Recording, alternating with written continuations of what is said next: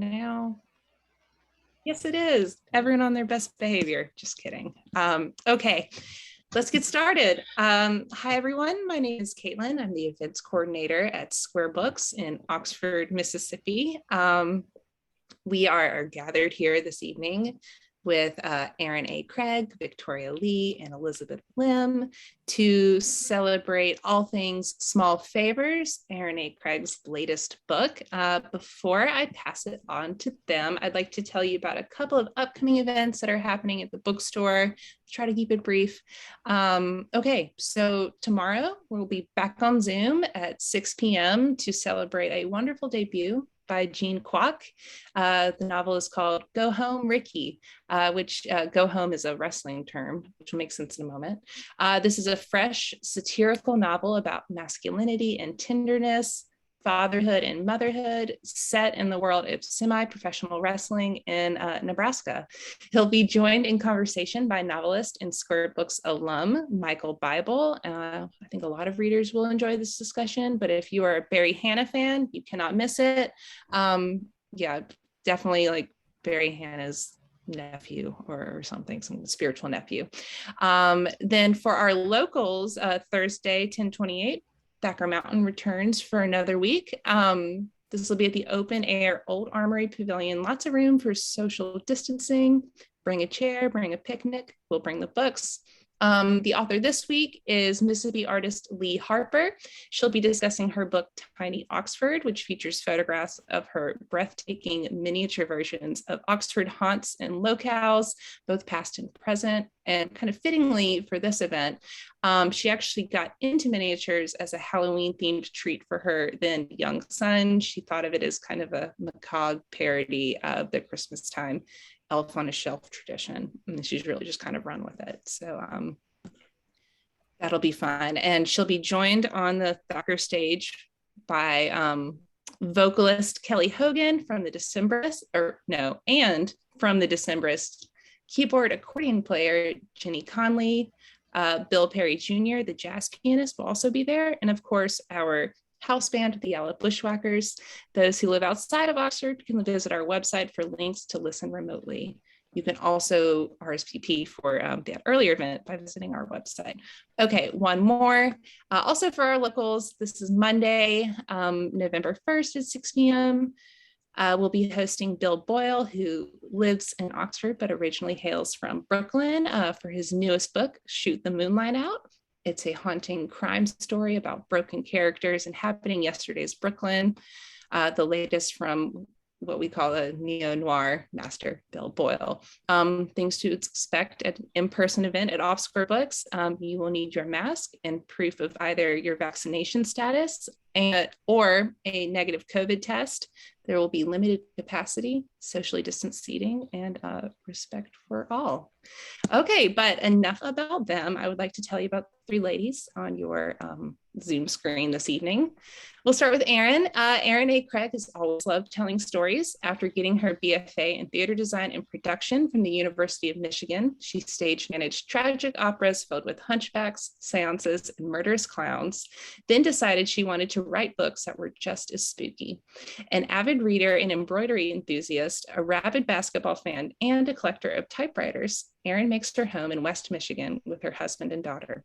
Her debut novel, House of Salt and Sorrows, has sold over 100,000 copies since it burst onto the scene in 2019. While we didn't sell 100,000, I know it is a well-loved and bestseller at Square Books too. And we're so glad to see you again, Erin. Yay. Thank you for having me. Yeah. Victoria Lee grew up in Durham, North Carolina, where she spent her childhood writing ghost stories and fantasizing about attending boarding school.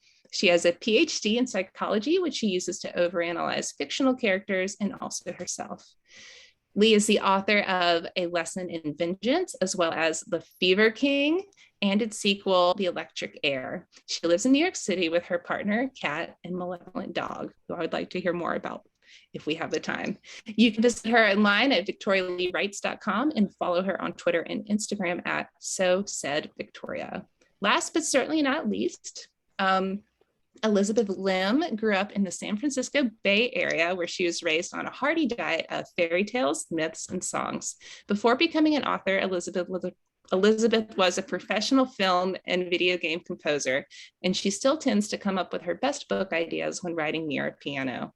An alumna of Harvard College and the Juilliard School, she now lives in New York City with her husband and not just one daughter, two daughters. Okay. We were talking about Elizabeth's daughters before we went live. Spin the Dawn, book 1 in the Blood of Stars duology, was her first original novel, and Unravel the Dusk is her second. She's also a contributor to the New York Times bestselling A Twisted Tale series. Visit her at elizabethlim.com. Follow her on Twitter at LizLim. Follow her on Instagram at, this is clever, Olympics, and that's spelled Elimpix. Phew. All right. 3 very accomplished ladies on the screen. I'm so excited for this conversation. I think everyone started hearing from me. So Erin, I'm going to pass it off to you. Those of y'all tuning in from home, please submit questions in the Q&A. I'll come back later and we'll moderate those. All right. Thanks everybody so much for spending your Monday evening with us. Can't wait. All right. Enough for me. Bye. Hi guys, thank you so much for coming to play with me tonight. I'm so excited. Thank you for thinking of us. Me too. Oh my goodness, yes. I know when my publicist was talking about putting this together and everything, I was like, oh, this is gonna be the perfect panel for to kick off Halloween week and all things spooky, and I'm so excited. Should we go around and kind of talk about our latest book? Gonna give a little elevator pitch. Awesome. I guess I'll start. I'm Erin Craig. My latest book, Small Favors, is a retelling of Rumpelstiltskin with kind of an M. Night Shyamalan, The Village vibe. It tells the story of Ellery Downing and her family of beekeepers. They live in a fictional mountain pass town in Colorado in the 1880s. And their town's very isolated. They usually don't get out, into the big city or anything like that until the events that kind of kick off the story. The supply train has come back, the horses from the supply train has come back riderless. And they realize that there are certain things in the forest that may be stalking the town, and lots and lots of different things kind of start to fall apart, and suddenly the whole town is kind of bursting into flames and at the seams and in awful, glorious ways. How about you, Victoria? All right. So I'm Victoria Lee, author of Lesson Inventions, which is basically like a sapphic dark academia that follows a girl named Felicity who's returning to boarding school a year after her girlfriend's mysterious death the previous year. And she'd previously, during her first attempt at her senior year, she'd been very obsessed with these 5 witches who allegedly lived and died at Dalloway School, which is, her boarding school. But she had become convinced that they had come back and they were haunting her, and thinks that they might be responsible for the death of her girlfriend. So now as she's coming back, she's really trying to put that behind her and focus on her studies and not get all caught up in the occult again. But the problem is there's a new student at the school, Ellis Haley, who's a transfer student and a prodigy writer who's writing a novel about the Dalloway Five. And she wants Felicity to help her kind of recreate the deaths of those witches as research for her book. And Felicity finds herself kind of wrapped up in this, and it just deteriorates from there. So good. Oh, sorry. And I'm Elizabeth Lim, and my latest book is Six Crimson Cranes, which came out in July. It's a reimagining of the Hans Christian Andersen fairy tale, The Wild Swans, and it's about a princess called Shiori who has whose 6 brothers are turned into cranes, and she has to break their curse with the help of a shape-shifting dragon, a paper bird, and the boy she was supposed to marry but ran out on in chapter 1. I love it. It's so good. If you guys have not read it yet, please get it on your to be read list today. What was your favorite thing?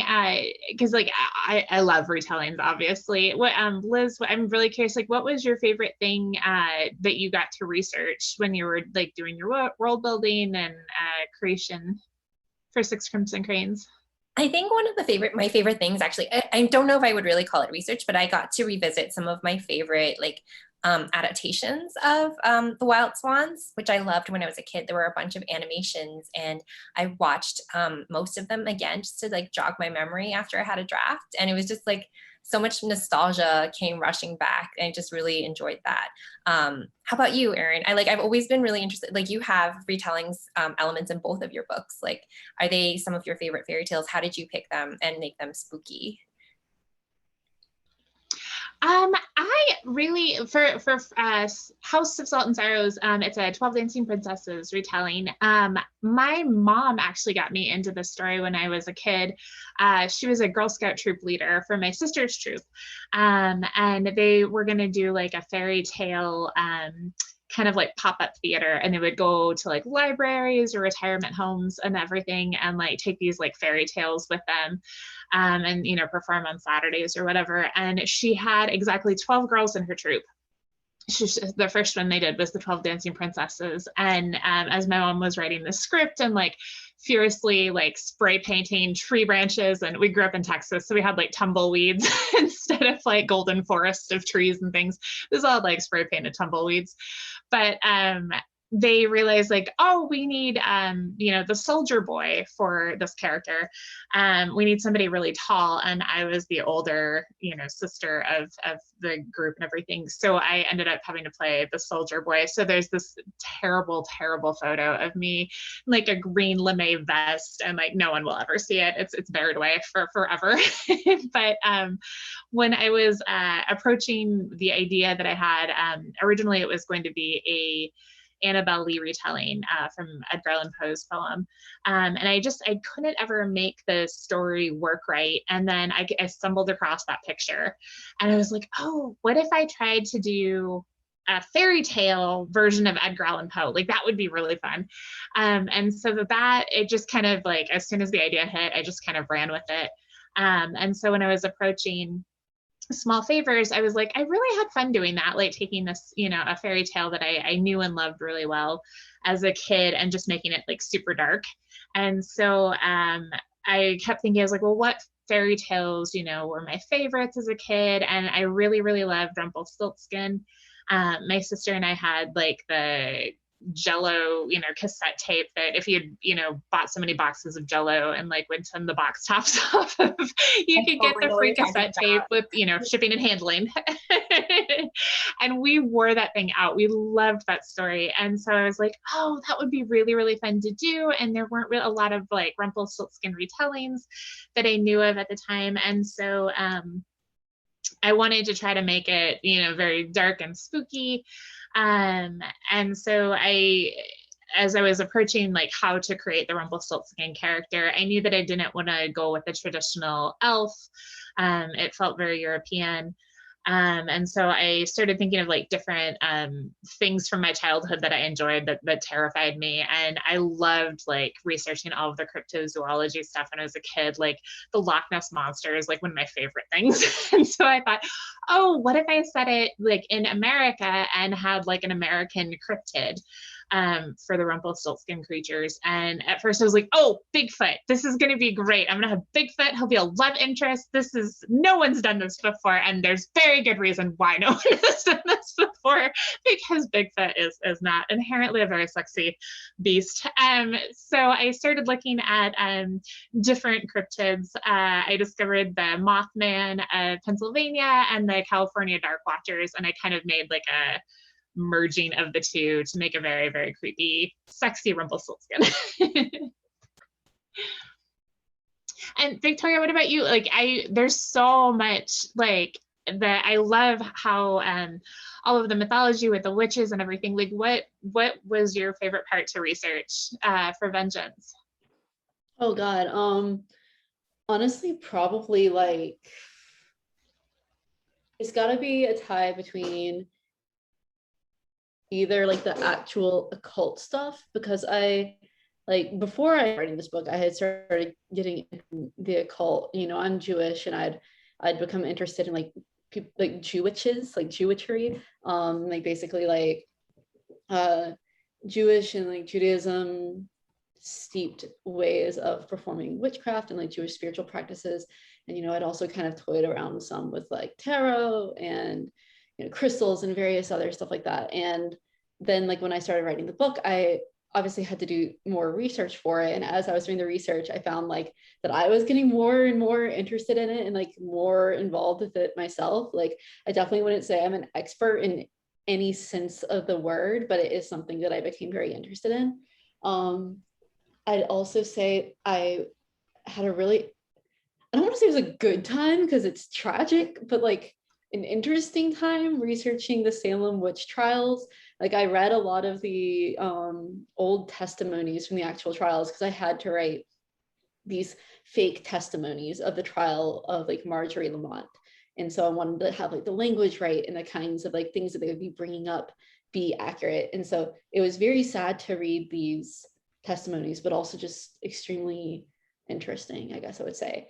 And I have a question that's also on retellings. So I want to like slide it in here for the two of you before we like get too far along, because I just wanted to know how you decided when to stick to the original retelling versus when to kind of spin off in your own direction and add your own twist on it. Liz, do you want to go first? Okay, sure. So this is a really good question. I think I didn't think too hard about it as I was drafting. I think my process was to rely on my bad memory when I was drafting of the fairy tale, so that like if I did drift from the original, like I wasn't really aware of it. And then like after, as I mentioned earlier, when I was editing, then I watched some of the old adaptations that I had again.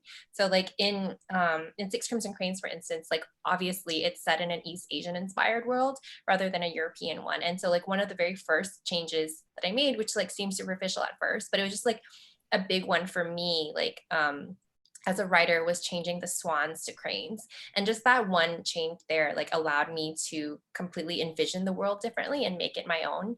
And I think that was like a stepping stone towards like, I don't know, making the fairy tale my own. Mm-hmm. Oh, with Small Favors, I like I did a lot of like reading of like different versions of like the Rumpelstiltskin fairy tale.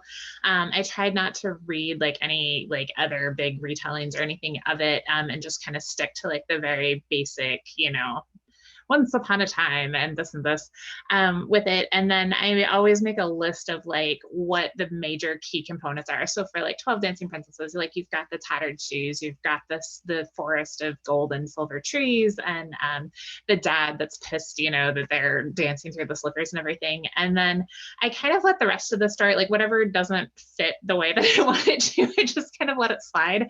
And if there's different ways to like kind of go back and touch on different elements that I didn't bring totally to the forefront, I'll try to go back in, but usually I just try to take the very key components of each of the fairy tales. So with Rumpelstiltskin, I knew that there had to be like some sort of straw into gold thing, but I didn't want it to be just that simple. And so as I was kind of envisioning the world where they were living, I knew they were going to be up in the mountains, and I kept seeing like fields of wildflowers and stuff, and I thought, oh, bees make pollen into honey. And so I decided that was kind of going to be, you know, the big straw into gold thing. And so everything kind of built around what the change was, kind of like with the swans to cranes thing. It was easier to create the world around one big shift, and then fill in kind of all of the rest of the details with everything. And then it also helps, like I've read a lot of, I try not to read reviews ever, but obviously we all do at some point. But with Small Favor or House of Salt and Sorrows, a lot of people don't realize that it's a story at all, because they're like, I feel like a lot of boys don't really know the 12 Dancing Princesses story the way a lot of girls grow up with the you know, ball gowns and all of the things. But so that helps too, because everyone's like, oh, I've never heard of this story. And then they go back and read, like, oh, this was very different. So it helps when it's a lesser known one as well.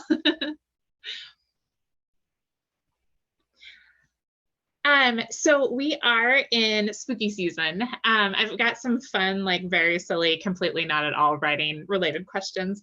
If you could fill up your Halloween bucket with one type of candy, you get a whole big bucket full of one candy. What are you choosing? Reese's Pumpkins, because the chocolate peanut butter ratio in those is elite. Yes. They're so perfect. Yes.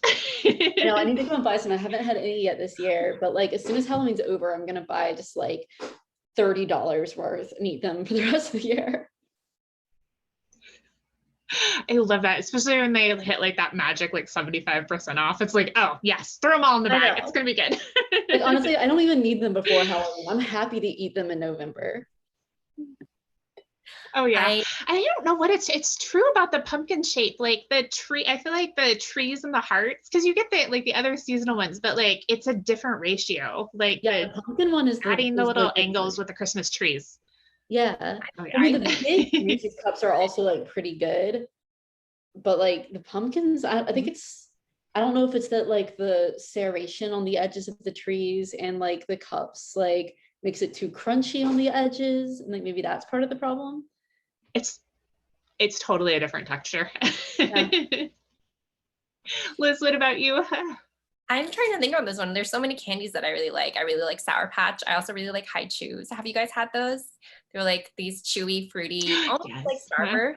Yeah, those are really good too. I'm gonna go with, actually, I'll go with like the Hershey's Cookie and Cream. Have you guys had those? It's like the white bar with little Oreos in them.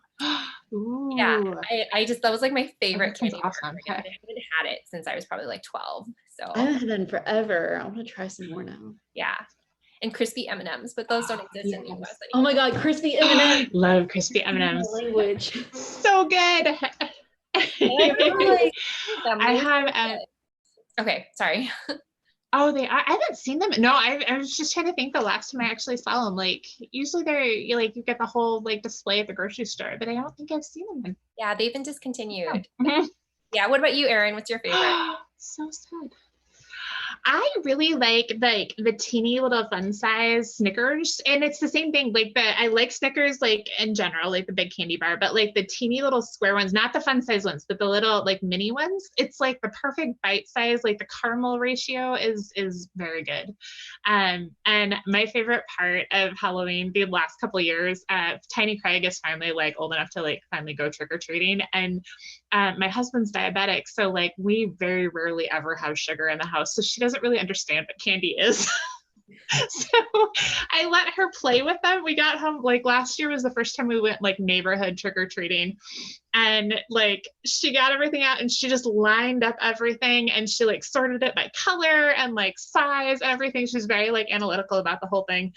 And then I was like, oh, wasn't that so much fun to play with? Okay, we're gonna put it away.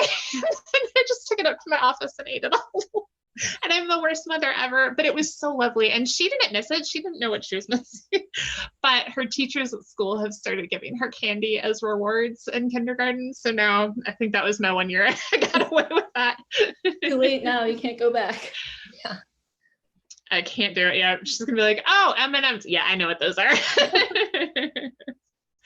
So sad. So I want to hear about your guys' favorite characters in your book, and how do you think that they would be spending their fall? Are they like spooky season fans? Are they scaredy cats? Like, what are your favorite characters doing this fall? My favorite character in Six Crimson Cranes is probably the paper bird, Kiki. She's very sassy and like just like has a mind of her own, and I just totally picture her surfing the falling leaves and just like having a blast. I love this for her. I love that. It's a happy ending. How about you, Victoria? I've kind of torn on my favorite characters because I have like the character that I like better as a person and the character that was more fun to write. So it's the character I like better as a person is Leonie, and I think that she is probably spending her fall doing research on some like obscure historical fact. Like in my head now, she's like in college somewhere, right? Like living her best life. And I think that she's like become a little bit interested in magic at this point. And so maybe she's doing her own version of research on like historical magic practices for spooky season. And Ellis, I think, would be spending fall working on a new book, probably like doing some crazy banana land method writer thing, like stepping on thumbtacks just because she has a character step on a thumbtack, so she has to step on a thumbtack to see what it feels like. I don't know. Are there any elements of Ellis? What? Are there any elements of you in your in Ellis? I definitely do like a little bit of that, but nowhere near to Ellis's degree. Like even saying like stepping on a thumbtack right now, like on purpose, made my soles of my feet start to sweat. But like I've Yes. done like, lower key versions of method writing, I guess, but nothing like that intense. What about you, Erin? I got to my favorite character is probably, I'm gonna go with Ellery, I guess, and she's probably out. I don't really envision her being like into spooky season at all, but I can totally see her like going to like the barn dance, down the country lane, and like apple bobbing, and like probably like sneaking out with Whitaker to like go make out behind a haystack or something. But the method writing thing, like I finally got to go beekeeping for the day, and that was so much fun. Unfortunately I did it like long after I had drafted the first iteration of the book and everything, but that was so much fun. And I was like, I need to write more scenes that make me like go out of my comfort zone and like go hang out with some bees and things like that. Like I definitely, whatever book I write next, I need to like have some sort of adventure built into it. Just so I can be like, well, it's for research. Like I obviously have to go do this now. This is what I love about like you and Ryan LaSala. Like both of you are like actual method writers. Like he also went and like did all these beekeeping activities as research for his like next book, The Honeys. And me, meanwhile, I'm like terrified of bees. So excited for that. I don't know how you do it. They were so much fun. And like there was one book I read, they were talking about how like bees are extremely social creatures, obviously. They live in this hive with like 30 to 50,000 of their, best friends. But they can sense all sorts of things, and they pick up their sense of smell is so strong to find all the flowers and everything. Like they can sense your intentions. And so like if you approach a hive with friendly intentions, and like I was like, at one point they swarmed like in front of me, and I was like, I'm your friend, like out loud. I was like, I don't even know like mentally if you can hear me, I'm just gonna say it really loud. But they and like as soon as, I don't know if it was just maybe the wind shifted, I don't know, but like as soon as I was like, I'm your friend, I'm not gonna hurt you, like, and they just like parted, and I was like, oh, this is what Disney princesses feel like. I love this. It was so cool. But it was just amazing to see the inside workings and everything, and just like their social hierarchical, I never can say that word right, just within the colony. And then like the queen doing her thing and seeing all the different stages of like the eggs going into pupas and larvae and everything, like was amazing. So much fun. I was just going to say, my TikTok page, For You page, does not know me at all. So like every other week I get these really random things. And one of them happens to be like a beekeeper. I don't know where she's from, maybe Texas, but like she's gone viral a lot for just like handling these bee honeycombs like with her bare hands.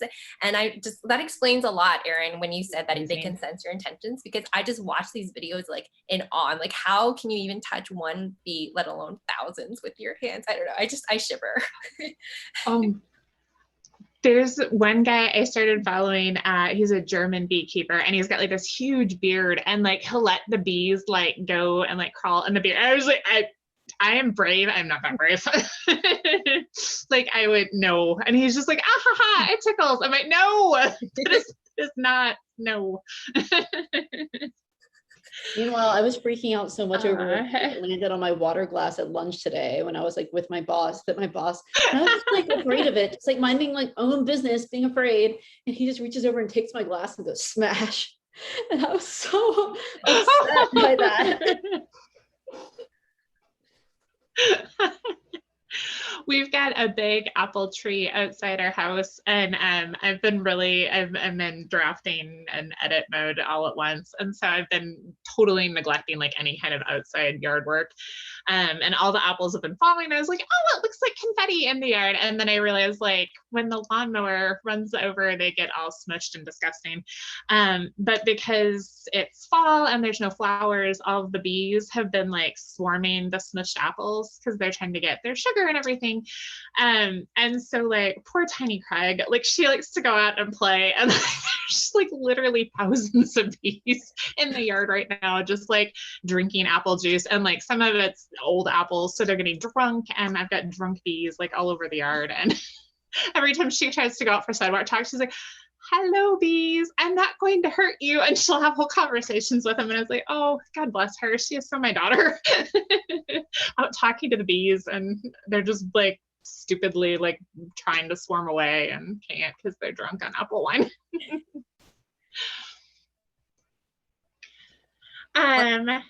So what are you guys doing? Anything fun this week for Halloween? Do you have like movie spree binges, anything like that? I'm rewatching The Haunting of Hill House on Netflix right now. So I've like not been like feeling very well for the past couple of weeks. So I've just been kind of like sitting around like watching a lot of TV. And that's definitely been in the forefront. I also watched the movie Malignant, which I'm obsessed with and highly recommend to anyone. Don't Google anything about it. Like you need to go in completely like oblivious to any knowledge about it. It's so good. But in terms of actual activities, I'm supposed to be hosting a Halloween party at my house on Saturday, and I'm like already overwhelmed, and it's Monday. Liz, what about you? Halloween now centers around the kids, so I'm going to be taking them out trick-or-treating, and then we'll probably like I think she has some school events, like a parade, so I'm really excited for that. Yay! What are they dressing up as? I was actually just letting her pick some costumes before this event, so she wants to be Snow White and she wants to be Ariel. Perfect. Very She's doable. very into the Disney princess mode right now. So those are her picks. Yeah. That's awesome. Oh, very cool. Tiny Peg is going as a miraculous ladybug, and she's let me be Marinette for the thing. So we're gonna be each other, but yeah, I'm supposed to be Scuttle. Oh, yes. Oh, you need to post pictures of this. I need to see this. No, I don't think that's gonna happen. She was like, you can be Ursula. And I was like, I don't want to be Ursula. And she was like, Scuttle. I love that. I'm saving The Night House. It just came out. It's on streaming now though. I'm so excited for like my big spooky night on Halloween itself. It's got, I can't think of any actors in it now, but it's a woman, her husband passes away, and he built this house, and like the house has another house. I don't know if it's like interdimensional creepiness, but there's ghosts, and like the trailer has freaked me out. I've watched it like 3 or 4 times now, and it just completely freaks me out every time I see it. So I was like, that's going to be the movie I watch. I'm very excited. Once Tiny Craig has gone to bed.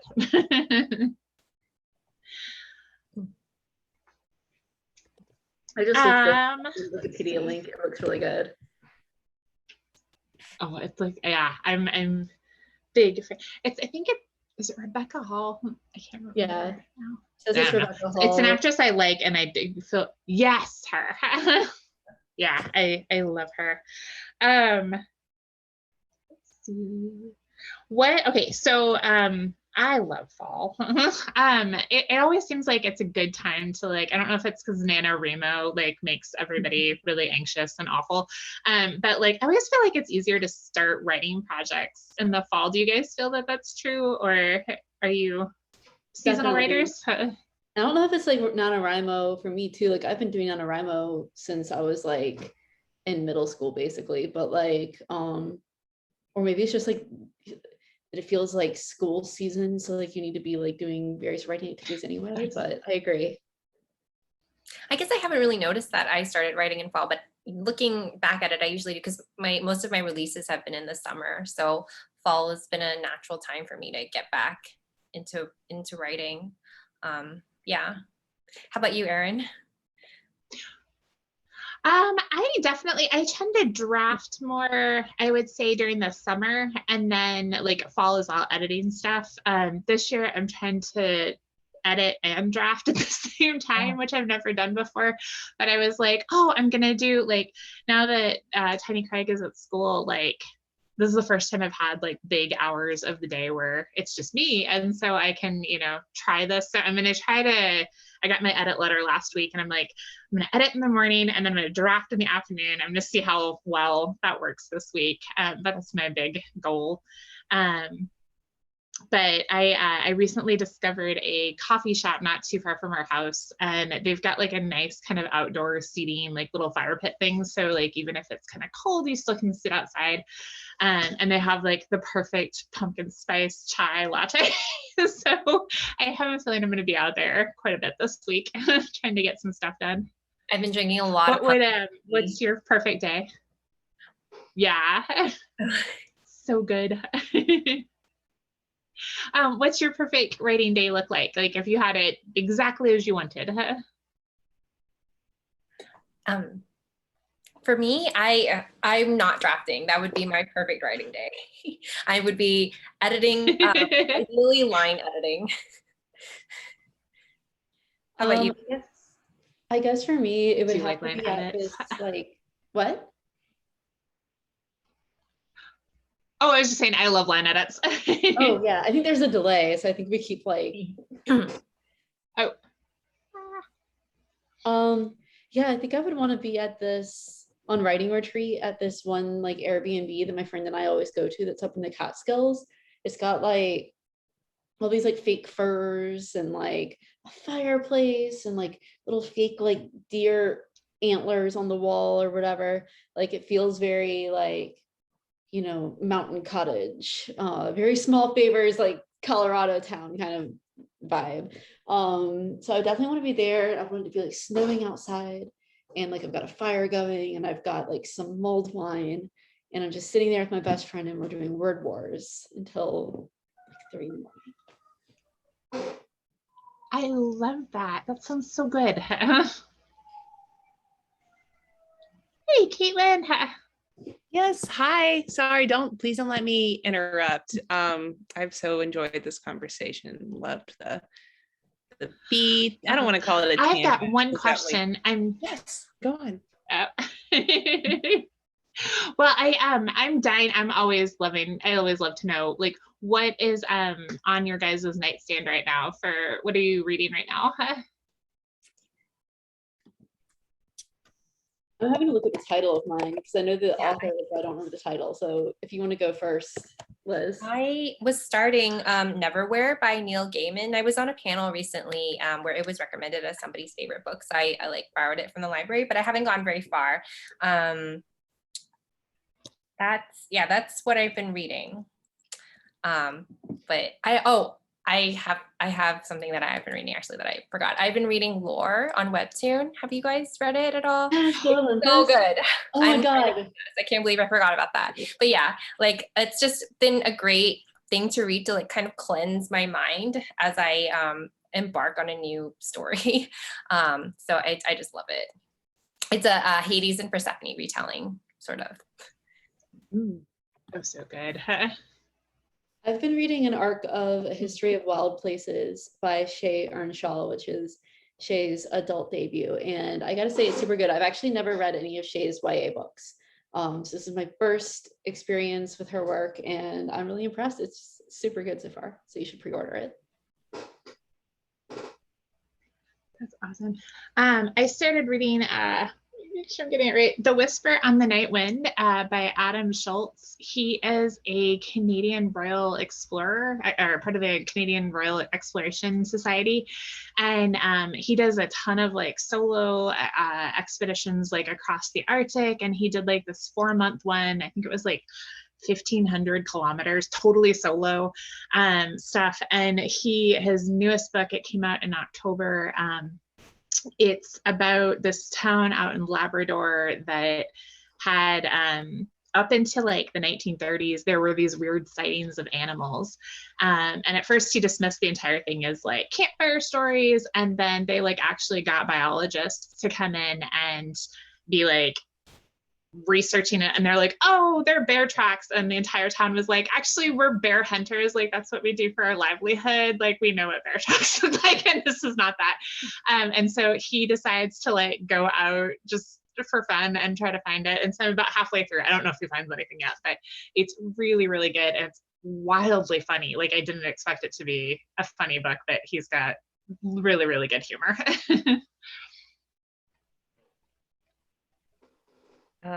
I want to know what this animal is. That sounds great. I might have to pick that one up. Yeah, this has been really wonderful. I've so enjoyed just kind of like, I know I'm not eavesdropping, but it always kind of feels that way because these discussions can be so intimate, which is I think one of the like many unsung virtues of Zoom. So thank you all for letting us listen in, this like kind of like meeting of the minds. We do have a few questions from our lovely audience. Okay, so Sammy wants to know, since it's spooky season, we've kind of covered this, but like I would like to know the answer too. Can you all share your favorite spooky books, or if you're not such a spooky person, maybe your favorite kind of like, you know, autumnal read, whether that's something you return to or maybe that, you know, that you're enjoying now that fits the season. I just finished reading Kendara Blake's All These Bodies. It's like a YA in cold blood with vampires, and I loved it so much. It starts out very, very like this is grounded in reality, and then all of a sudden there's maybe vampires, but like they could be very logically explained away, and then oh wait, no, it's maybe vampire. Like the back and forth, I absolutely loved. And then I think my favorite autumnal read is probably Night Film by Marissa Pessel. I like, it's the one book I really wish I could go back and read again for the very first time and just like have no idea what's going on. I've read it many times. I still have no idea what's going on by the end of it. My take on like what is real and what is not, and which version of the conspiracy theory I fall on. It always changes every time I read it, but it's delightful. Oh, that's so great. Yeah, and those of y'all who are joining us at home, we actually hosted Kendara Blake for All These Bodies. If you missed that, it's on our YouTube channel. Definitely check it out. She was a trip. She had this like bloody milkshake that she had made, but I won't give anything away. Victoria, what about you? I would say the first two that came immediately to mind are The Only Good Indians by Stephen Graham Jones, which is basically about this indigenous man who, like, he and his friends, when they were younger, they had like committed this crime by like killing some elk or bison or something they weren't supposed to kill. And now it feels like that's kind of coming back to haunt them. And it's really twisted and like extremely, extremely scary, keep you up at night. I also really love The Death of Jane Lawrence by Caitlin Starling. This is a Barnes & Noble book pick, I think, this month. And it's about like this woman who marries this kind of skittish surgeon, and it turns out that he's like involved in some kind of weird like satanic cult stuff. And I don't want to give too much away because it like devolves super quickly, but it's really good. Also one of those like, don't read this with your back to a door. Liz, what about you? I know super scary stuff is not your bag, and ditto. I have to like watch horror films with captions so I don't get too scared. Yeah, I think there's like this website called dumbscare.com, and I always visit that when I have to watch something scary so that I know we get to the second when something creepy is about to happen. But yeah, I don't read that many spooky stories, but the one that came to mind that's kind of like haunting and atmospheric would be Ghost Bride by Yang Zichu. It's about a young woman who is betrothed to a dead man, and so it's called like a ghost marriage. And like at some point in the book, she actually gets drawn to like a spirit world and like has to traverse it and figure out. I can't give too much away, but like basically figure out like what she wants. And it's not scary, but it's very thought provoking. I love it. In a way. Yeah. So something for all different like tolerances of spookiness. We've got you covered. Okay, let's see. I have a couple more. This is interesting because we talked about your perfect writing day. But Kayla would like to know, do you feel your environment, specifically the city that you live in, inspires some of your writing, or do you kind of have to create, I'm adding on to it now, like, I don't know, do you have to create your own kind of like writerly cocoon and block out that environment or something else? Erin?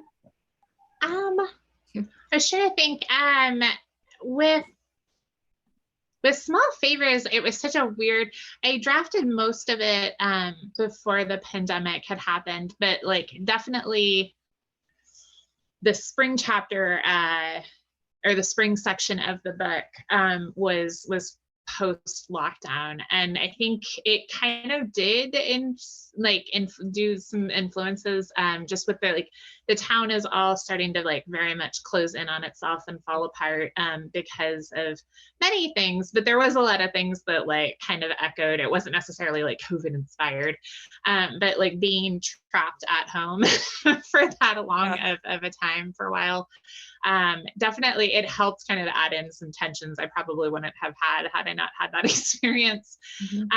My book that I'm drafting right now definitely feels a lot like kind of Michigan, more Upper Peninsula than where I'm currently at, but it's definitely got kind of a cold maritime type feel to it, for sure. And I love writing outside, and so like I go to the woods a lot and try to like find like a really good tree stump to like do a lot of like hand drafting on. So yeah, I think it's definitely nice to be able to get out into kind of the world that the book is in while writing it, for sure. Definitely. I definitely would not want to like live in Arcania at all. Like that would be terrible for house. I don't think I would have survived particularly well. Liz, what about you? So I live in New York City, and I absolutely love movies and books set in New York City, and I would love to write a book set in New York City one day. But given that most of my books are set in kind of like a mythological ancient China, I can't say that New York City's influenced them too much. I would say though that the Chinese food in the city has gotten a lot better in the last few years, and so like sometimes when I go out and I encounter like a particularly good dish, I might like include it in my stories. But cool. That's about as far as the inspiration's gone. I love that. That's like almost like Proustian. Wonderful. Victoria?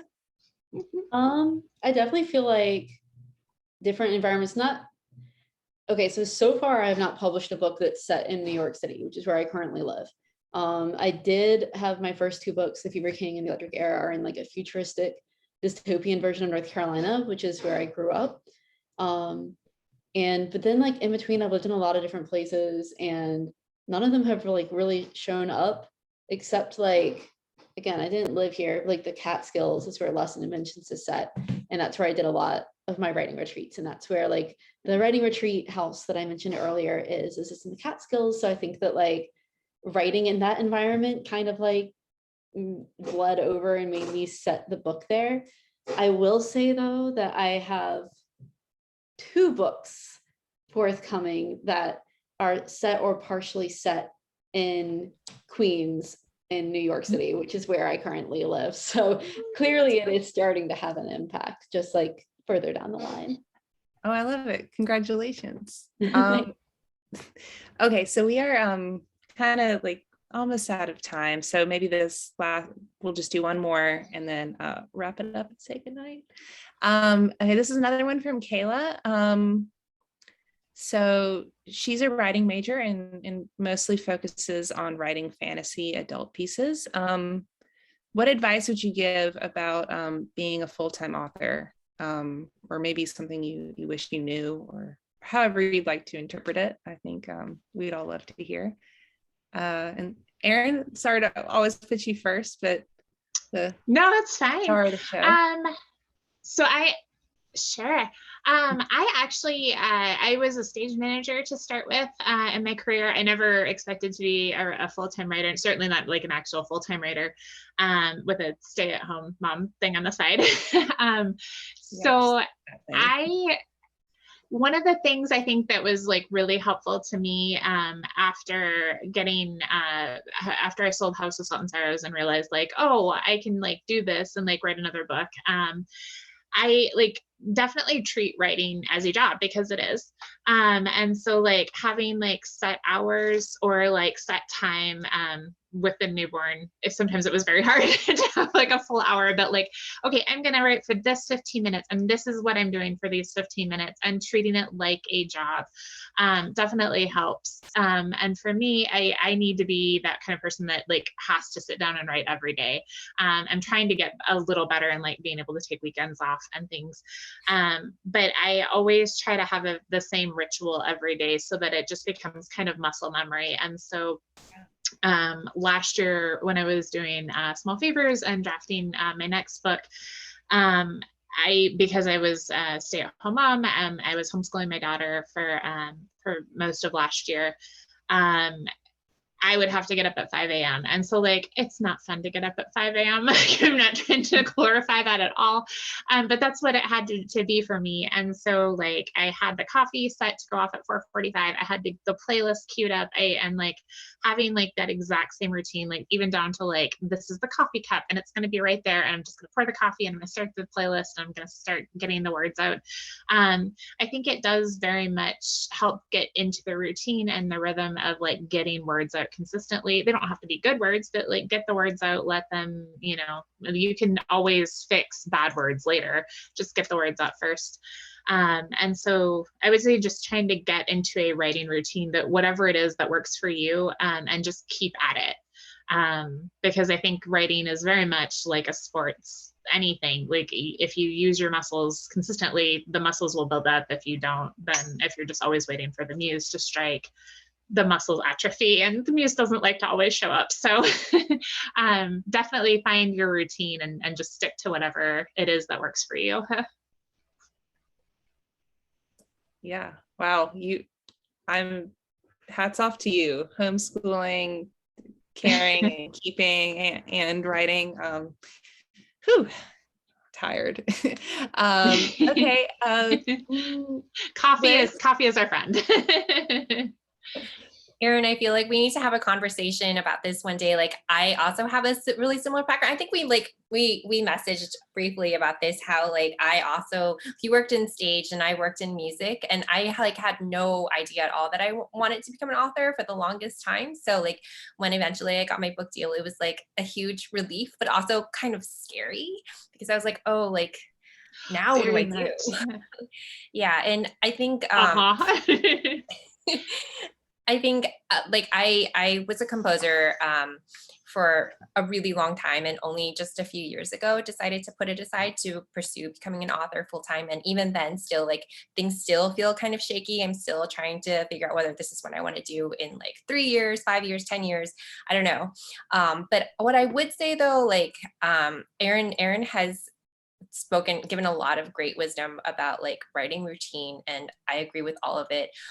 What I would probably also say is that like for me, I think that it's important to like keep your eyes on your own paper, I guess. Like with being a writer, there's so much social media that you are expected by your publisher to participate in. And like, it's wonderful meeting other authors, but at times it can also be really stressful. And I think it's important to like be mindful of what you're comfortable doing, and to like not compare yourself with others, because like once you get your book deal, before you get published, like getting that book deal seems like the greatest thing on earth. But then once you get it, it's the beginning of a whole new journey. And I think that we need to remember the feeling we had when we first got that book deal, and not to like keep wanting more and more and more. And I think that's just helpful, like to stay sane as you're navigating the waters of being a writer, whether it's part-time or full-time. Good advice just in general, I think. Victoria, do you have anything you'd like to add? Yeah. This is all such great advice. I love the idea of like the routine that Erin had. I'm actually going to try and use that tomorrow because I have not written a word in weeks.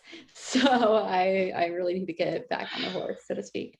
And I also, part of why I have not written in weeks has been, or not part of why, but like I've been off social media as part of trying to help myself get into like a mindset where I can write. And like there's definitely, I will say there's a big difference between the way that you feel when you're on social media and like all the social comparisons you can make versus the way you feel when you're alone and it's just you and your art. But in terms of like my advice for writing full time, I do not write full time, and that is my advice: is don't do it unless you like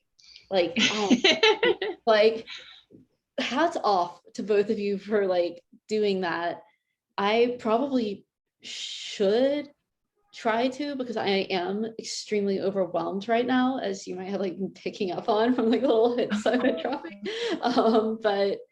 But I do have a day job. So I work as a psychology researcher at a university, and I feel like I need that because, and you can adapt this if like your goal is to work full-time, to write full-time, like you can adapt this same principle and just like use it in the way that works for you. But for me, I find that I expand to fill the time that I have. And so I can write, this is just like spitballing, don't compare yourself to these numbers. I'm not even like 100% sure these are accurate for me. Let's say I can write 3,000 words in 2 hours. If I'm like really like zeroed in, like totally 100% focused for 2 hours, write 3,000 words. Or I can write 3,000 words over an entire day, or maybe 2 days, or maybe 8 days, or maybe, as is the case right now, like 2 months. And I feel like that's because like the times that I'm able to write 3,000 words in 2 hours is usually because I feel like that's the only time that I can do it. It's like I've got so much else going on, and these are the 2 hours that I've got. So I've got to write everything that I'm going to write this day in these 2 hours, or I'm not going to meet my deadline and my editor is going to be mad at me and they'll hate me forever and the world will explode.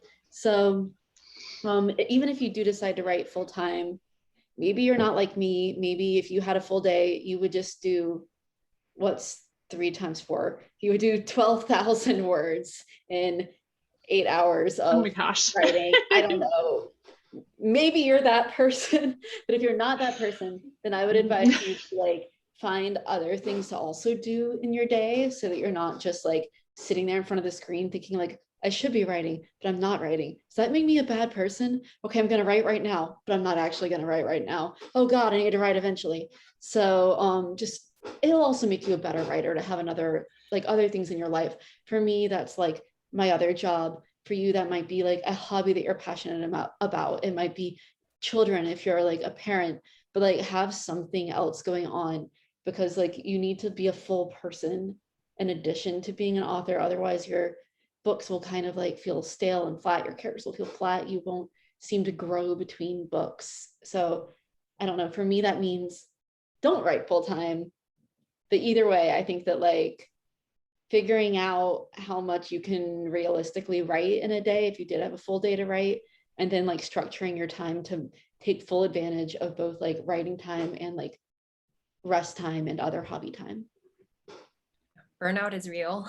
Yeah, I feel like thank y'all for imparting all of this wisdom, and it seems like you know, I mean, I'm sure there is a wrong way to go about it, but it seems like there's a lot of different avenues that one could take to achieve like their writing goals. So it's nice to see that there's all these you know, different paths to a similar end. And this is, yeah, I've just so enjoyed my time with y'all. I do want to remind folks, and I've dropped it in the chat a few times along with some of the other books that we discussed this evening, that we have copies of everybody's books in stock, ready to be picked up. This is Victoria's, and then I'll use your Elizabeth Lim. I really love this cover. They're all really nice, but this one is Just so stressful. So pretty. Actually, I do like love them all like so much. I can't pick a favorite. And then we have signed book plates for small favors. And Erin also sent us, hold on, sorry, I've got like a big light right in front. There we go. Bookmarks with a sweet little note from Erin. Just like very thoughtful, very what a delight. And I think it'll be a delight for our readers as well. And I'd like to remind those of y'all who are joining us that we can't have author events in person, virtual, hybrid, or whatever else we dream up next without your support. So if you don't have these books yet and you'd like to buy them, which I'm sure you would after hearing everyone talk this evening, I would love to sell them to you at Square Books. You can visit squarebooks.com or come and see us either at the main store or Square Books Junior, which is where a lot of our YA lives. Or just give us a call. However you want to get in touch is fine with me. This really has been like such a treat. Thank y'all so much for helping us kick our Hallow-week off. You're all doing an amazing job. Thanks for everything you do for us. Yeah, I wish this were in person next time. So I look forward to welcoming you all to Oxford when the world is a little more normal. But in the meantime, I hope everyone has a very happy Halloween at whatever kind of spooky level that you can tolerate. And yeah, do y'all want to say anything, or should we wrap this up? I always want to give you all the last word if you'd like it. Oh, thank you so much for having us. I love the Square Book family, and it's always a treat to be with you guys. Yeah, thank you so much for hosting us. This was a really fun event. Yeah, thank you so much. It's been I've been really looking forward to talking to both Erin and Victoria, and thank you for hosting us. Oh, anytime. Wish we could do it every Halloween. But all right, well, I'll let everyone get to their Mondays, and y'all take care. Thanks so much. All right, bye.